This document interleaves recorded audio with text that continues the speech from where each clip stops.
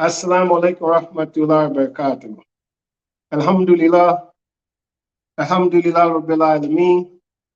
All thanks and praise are due to Allah, the Lord of all the worlds.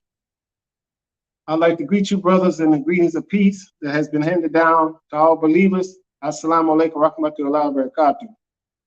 I am Assistant Imam Joseph F. Clark, Assistant Imam for the Fifth Ward Islamic Center for Human Development. It is an honor to be able to speak in this series of the community garden, that Tariq has been spearheading, and it's an honor. I've been tracking him and brother Sheikh Talib Kiam, and I've been going over things that they have been saying, and the influences of those who, like Imam Fahim Shoaib in California, and our late great Qasim Ahmed, and of course Imam Wardim Muhammad. May Allah grant them peace and paradise and forgive them of their sins. It's extremely an honor to speak on this particular subject.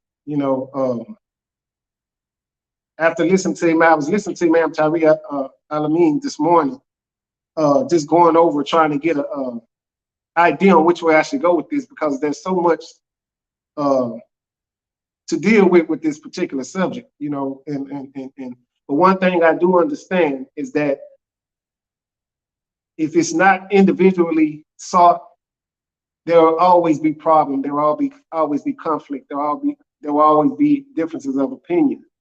And like I said, once again, it's an honor to be able to share in a place of those who are much more knowledgeable than I am, but being rigorously honest with myself, I have the ability to accept what I hear and focus on those things in my own defective characteristics that I need to change.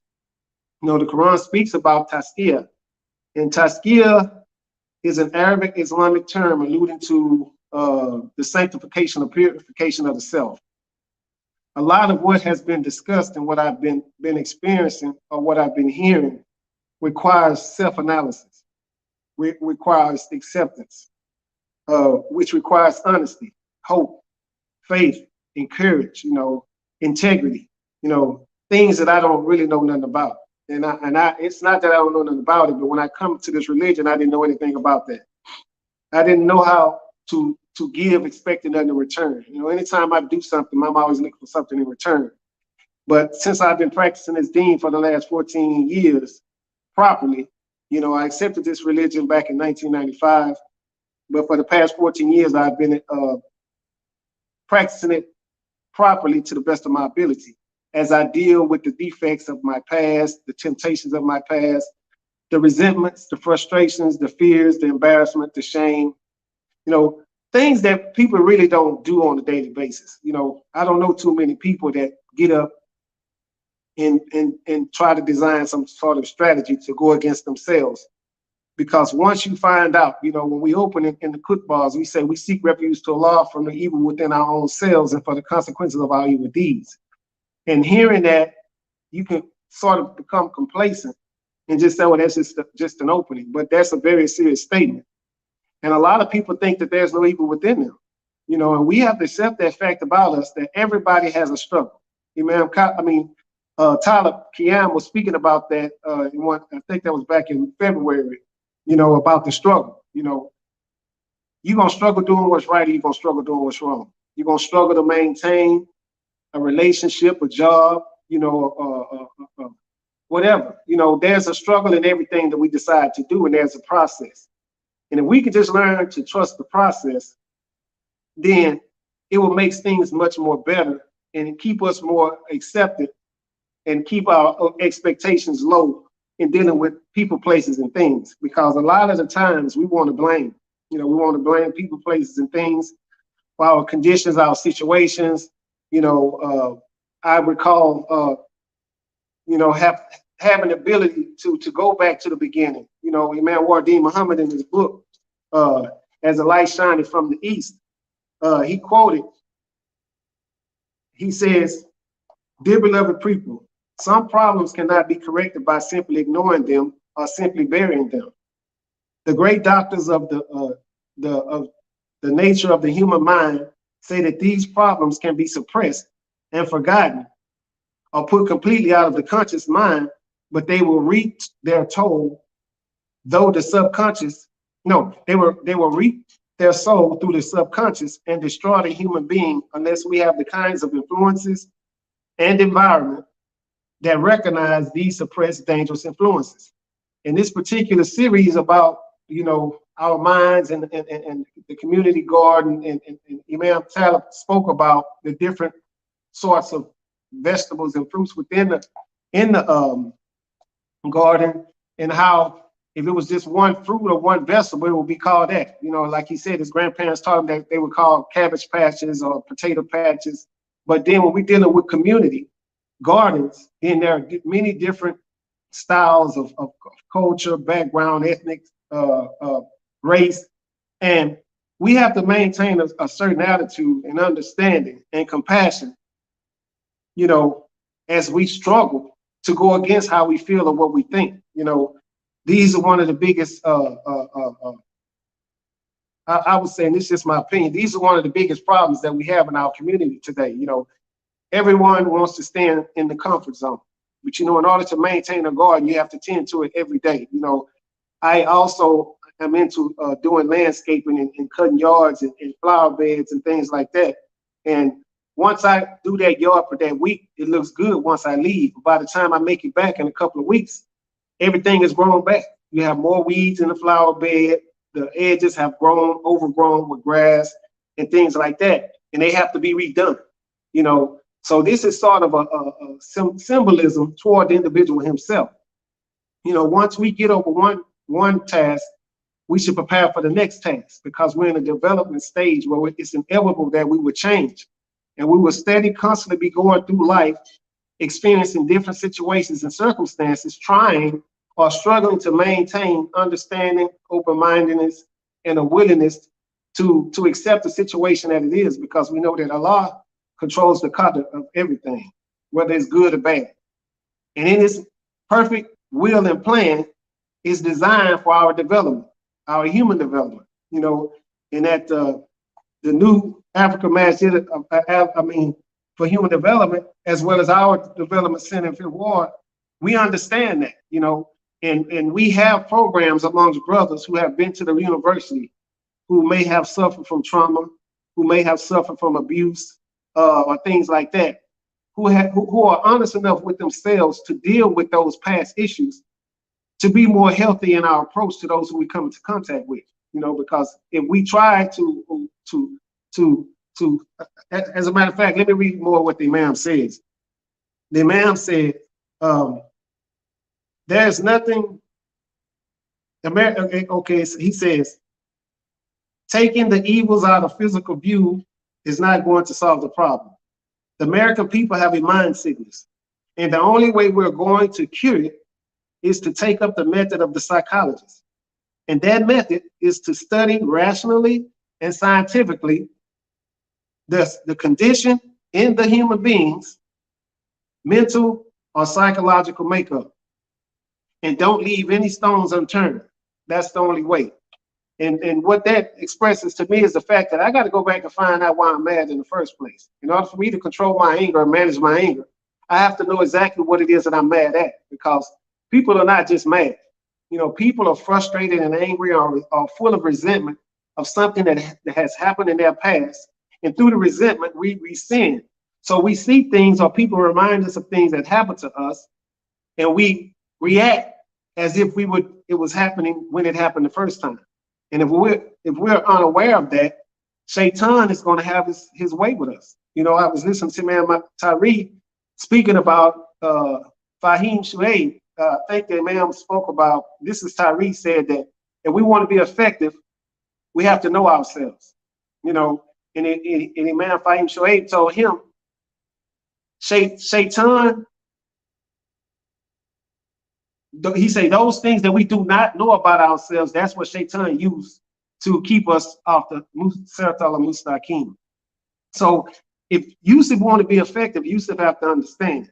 And one thing Yusef have to understand is I have to be honest with myself.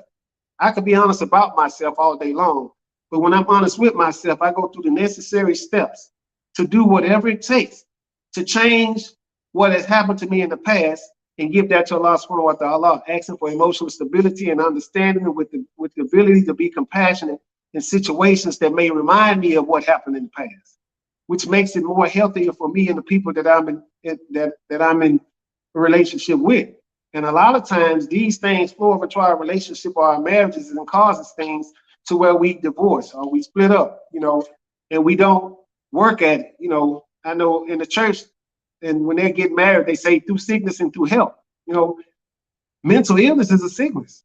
There are a lot of things that we throw our hands up on that are meant to help us grow spiritually and develop in the eyes of our Rob. We have to trust in Him and not our intellect all the time. A lot of times you can be intelligent and don't know how to apply. None of the intelligence is that you just full of information with no ability to apply the good information that you share with everybody. And when you're always talking, trying to convince somebody what you know, they can see that you can't apply it in your character because of how you react. We should be more focused on how we respond. So this community garden that we speak about is broad. It's extremely broad. And today I'm focusing specifically on the individual, because if the individual doesn't get right, we can't help nobody else get right. I have to have my own house in order before I can try to approach somebody else and tell them. And if you study the life of the Prophet Sallallahu Alaihi Wasallam and the companions, he dealt with this on a daily basis. He dealt with the differences, the spine, the suspicions, the fears, of a group of people coming together on one accord, which is for the love of Allah subhanahu wa ta'ala, and learning how to maintain that relationship with Allah as we deal with our differences of understanding, which means that's not important. So we're not focused on what's right. Who's right or how we feel about what's right, but along the lines of what the will of Allah subhanahu wa ta'ala says. And I was speaking about tazkiyah. This refers to the process of transforming the nafs or carnal self or desires from its deplorable state of self-centrality through various spiritual stages towards the level of purity and submission to Allah's will. So that's an expression of somebody who has found out something about themselves that needs to be changed and taking the necessary steps and being rigorously honest with themselves to change that. Because they know it's not right, number one. And in order for me to get to the next step, I have to first identify that. And even though I don't like it, I must accept it. And once it's accepted, it takes away the power from the whisperer. When you accept your flaws, no one can hold them against you. When you accept your flaws, the whispers of Shaitan can't affect you, because you did it out of ignorance. And now that you have come back into the consciousness of that, you have given that to Allah subhanahu wa ta'ala. We have put it on Mount Arafat, and we've asked for forgiveness, and we strive to change and never to return to that again. Even though most of us return back to that same state, we ask for forgiveness and we try again. It says its basis is in learning. It says Sharia here, and the deeds from the known authentic Sunnah, and applying in it your own deeds through life, resulting in spiritual awareness of Allah. Tazkiyah, along with the related concepts, is tarbiyah. Tarbiyah is a self-development. So it's something that the individual must maintain in order to focus and being effective in his mission. So us with maintaining this community garden in the many, this community here in the Houston area is extremely blessed. We have a lot of scholarly leadership. We have a lot of those who talk, and I just want to commend my gratitude to those who kept on telling me you need to study the language of the Imam. And I was on this mission on a different page, and once I came into his language, it lightened me up, because I was real strenuous on trying on what it was I was coming across, but I didn't really understand it. But once I heard him trying to do the same thing, then it's like, alhamdulillah, it all started to make sense, and all I did was start connecting the dots. So therefore, right now, I do what Allah puts in front of me. And a lot of situations that Allah put me in front of, I don't feel like doing it. But I'm willing to do it based on what I know, not based on how I'm feeling. Because if I rely on how I feel, nothing's never going to get done. If I rely on what I think, nothing never is going to get done. But if I focus on what's present, what's in front of me, then I'm allowed to take, or should I say, pause and seek refuge to Allah. And I will begin to see aright. But long as I run from the situation, I will never be able to overcome the situation, whatever that situation may be. And in this community garden, as we continue to stop the weeds and the bugs from destroying our crop, because it has to be tended to. And that's what it symbolizes. The garden has to be tended to daily, not every week, not every month. And you have a lot of farmers today, they use pesticides to do that work that they're supposed to be doing. And I'm pretty sure they have their reasons, but when you got thousands of acres of weed or whatever it is that you're growing, you can't be on every turn row trying to make sure the bugs are not getting on it or chewing it up or destroying the crop. So as a community, and I'm speaking of the individual community up here, you know, if I never get this one right, I can't connect with the minds and further the mission. You know, and our mission is simple, it's basic, and it's fundamental. And as I was hearing Tyree speak a week or two ago, we're in a society that constantly distracts us. And Shaitan, that's part of his scheme, to distract us, to get us to focus on things that are irrelevant. You know, he's hitting us from the front, the back, the right, and the left. So he's coming at us from all sides. And the only weapon we have against that, first and foremost, is the basic five salah. You know, we have to arm ourselves early in the morning, you know, and think about something that happened the day before that may have affected our day that day, that we can bring into today and ask Allah subhanahu wa ta'ala to help us with. You know, I went off with my boss the other night, but I had to go back and analyze the situation to find out what fault I played in it. You know, I lost my position that night, and basically they fired me. But I didn't get fired from the job. I just got fired from that particular project. And I had got so used to coming in and making a deal and leaving that I lost all principles to what I'm here for. My principles is to make sure the job is taken care of. You know, not about not coming in and making money and not doing anything to get it. You know, if it comes fast, it goes fast. And that's what Allah revealed to me, because I had to go back and think about where I was wrong. And where I was wrong is that I left the job unattended, expected somebody else to take care of it, and they didn't come through. They overslept in the car. So I wound up getting in a situation to where I was removed from that particular project because I relied on somebody else rather than relying on Allah.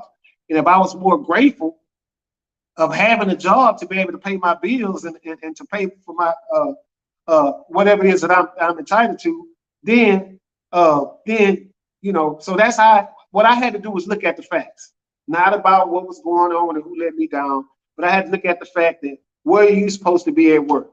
Did you leave the property? And I did. So I had to accept it for what it was and not go any further and try to use any resemblance on what I did for somebody in the past and how they should have took care of me. So that's what we do when we're ungrateful. And we know that the Quran speaks about Allah not really liking people, those who are ungrateful. And I'm just grateful that the fact that he put me in a situation to allow me to see that, and focusing on keeping my community garden clean, which is this one up here, then I had the opportunity to get into some acceptance and just focus on not doing that anymore. I mean, that's the solution. You know, you're always gonna have a problem, but we have to learn how to get into the solution. And when our gardens become infested with weeds and things that cause it to overgrow what we're trying to develop, then we pay consequences. Excuse me. We pay consequences for that, you know, and we have to get into acceptance when things are not going our way. And look at the fact that Allah tells us in the Quran that all bad comes from ourselves and all good comes from him. So when anything is happening good, I should be more grateful and giving praise to Allah subhanahu wa ta'ala. And when things are going bad, it's because Allah put me in a situation to focus on what it is that I need to see about me that I need to change. We seek refuge to love from the evil within our own selves and for the consequences of our evil deeds. And that's what I had to do the other night on the job site.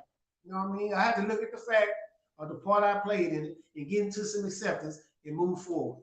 You know, will it happen again? Allah knows best. But in this particular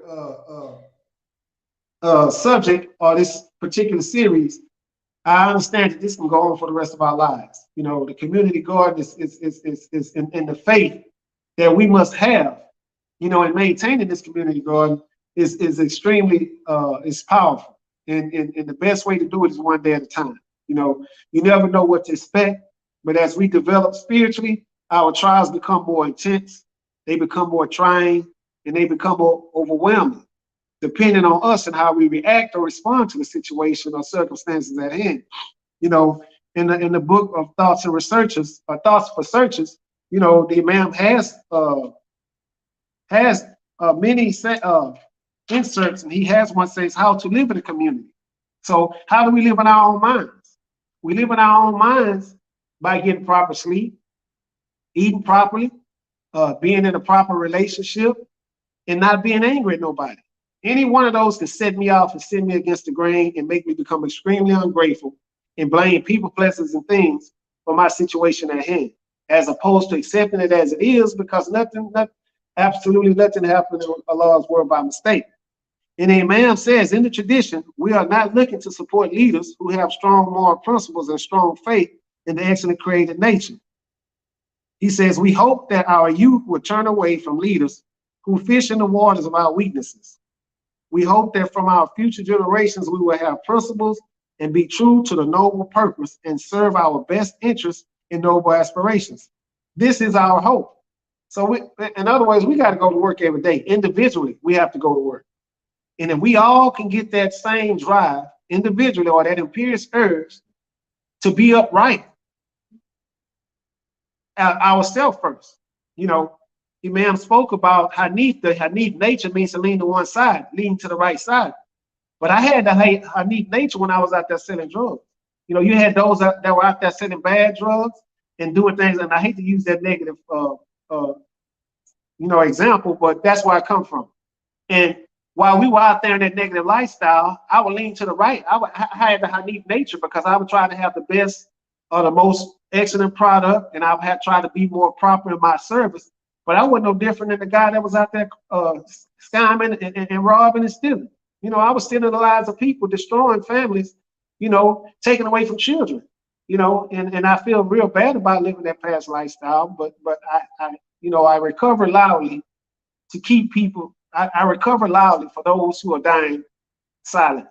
You know, a lot of people don't want you to know their past, but the past has to be expressed to keep me in a state of gratitude, because it's embarrassing and shame to tell somebody who I used to be and what I've done.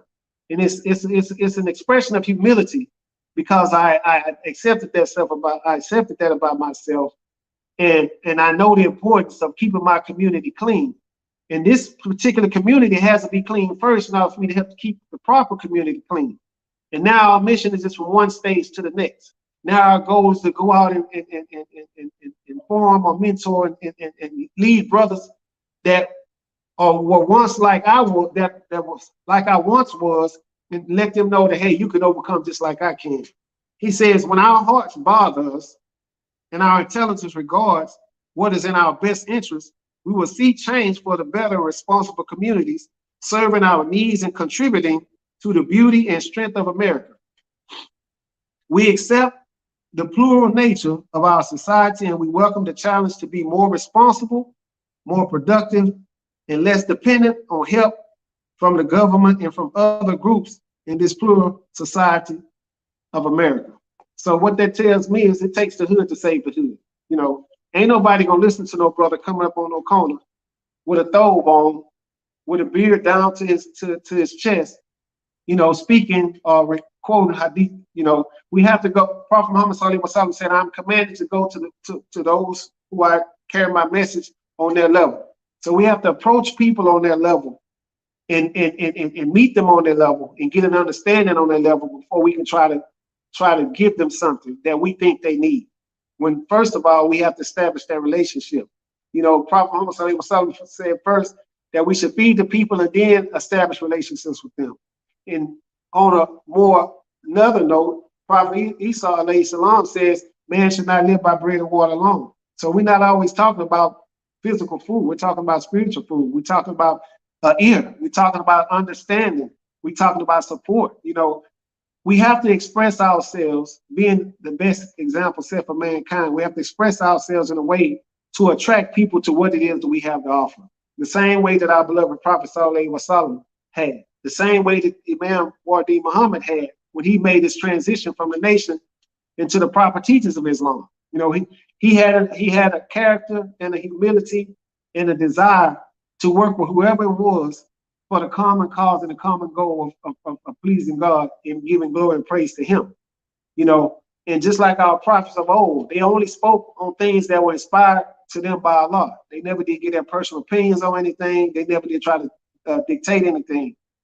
And this is the same type of example that we must have, you know, as we keep our community garden clean, as we have faith in this mission that we are on, because it's very trying.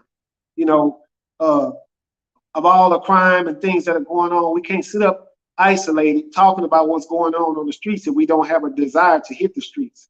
If we don't have a desire to show up at the town halls. If we don't have a desire to show up at the balloon releases. You know, we have to show up, you know, get to know people, ask questions, you know, create relationships, you know, and be willing to be consistent, you know, with this commitment, because we are committed and we don't make a vocation of this lifestyle, but we have to do it outside the lifestyle that we live in order to purify what Allah has done for us, you know, and that's the mission that I'm on. You know, I have overcome a lot of obstacles, but as I overcome those obstacles, I'm always going back to those sordid places, trying to give hope to those who are still there that may still know me, you know, giving them hope that you can make that change. Tarbiyah, which is self-development. It means training and education. It does not limit itself to the conscious learning process. It is rather the task of giving form to the act of righteous living itself, treating every moment of life with remembering one's position in front of Allah. So if I'm doing things for the sake of pleasing Allah, it doesn't matter how they respond. If I'm doing things to please Allah, it doesn't matter how they react. Like I said, if I focus on how I'm feeling, I'm always give up on the mission, because everybody don't want what it is that I have to offer. But if I'm just present, if I just be exactly where Allah subhanahu wa ta'ala wants me to be at that particular time, then I'm able to do what it is that he would have me do. But a lot of times all I have to do is be there. A lot of times all I have to do is show up wherever it is to help with other people's community garden and helping them develop a faith to maintain the understanding that it's up to you to keep that garden clean. If you get a bunch of individuals that are used to keeping their own garden clean, then we can extend that over to the community garden, or the expression of what we is that this particular series express. You know, it's a job. It's a daily job, and I accept that daily job. You know, and a lot of times it's overwhelming. I just want to go, but just like Abu Bakr did when he asked Prophet Muhammad Sallallahu Alaihi Wasallam to leave on the first migration, he had given up. He was tired. He was beat down. He was run. People were steady going back to doing what they were doing. And one of his enemies saw him on the way to Abyssinia and told him, "Where you going?" He said, "All the things you do for the people, all that you've done, you're gonna leave." And I don't know if it was his fear of the leaders of the Quraysh, but he said, "No, you're going back." And his enemy took him back. I forgot the guy's name. That was the leader of a real strong tribe that was strong in armor. And he told the leaders, "Do not mess with him. Allow him to do what he's been doing." And I'm just paraphrasing. Allow him to do this. But they were saying it's okay for him to do that as long as he don't try to teach the oneness of Allah. We know that Abu Bakr went against the grain, and there's more to the story, but I don't have time for that. But, you know, I really want to appreciate Imam Tariq Al-Amin boy, you know, for allowing me this opportunity to share on this particular series from my perspective, you know, and where I'm at in life. You know, Allah has been extremely good to me in spite of the trials or tribulations of what it is I'm experiencing at this time, whatever that may be. I'm extremely grateful. I mean, I'm doing things that I know that if I didn't have His grace and mercy, that I wouldn't be able to handle. But by His mercy and grace and understanding that whatever successes I've accomplished, it all comes from Him anyway, and He gives and He takes it away. And I just have to understand that no matter what happens, I must stick to the cause. I must stick to the goal.